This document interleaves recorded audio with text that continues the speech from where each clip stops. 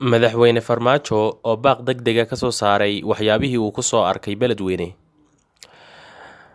Madaxweynaha Soomaaliya Maxamed Cabdullaahi Farmaajo ayaa booqday goobo ka mid ah meelihii fatahaadda Webiga Shabeelle saameynta xooggan ku yeeshay ee beledweyne, wuxuuna warbixinta ka dhageystay dad shacab ah iyo mas'uuliyiinta.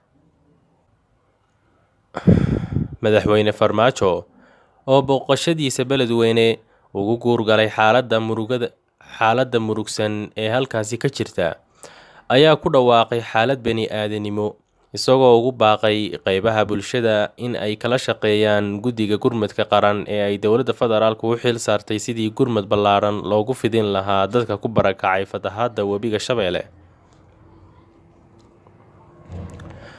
Maanta waxaan halkan beledweyne u imid in aan idinla qaybsado xanuunka iyo dhibta aad ku jirtaan.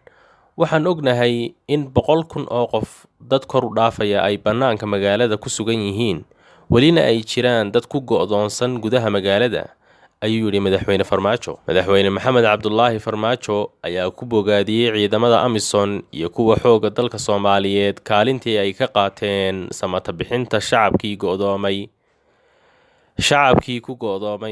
shacabkii go'doonka ku ahaa qaybo ka mid ah magaalada beledweyne iyo tuulooyinka ku hareersan.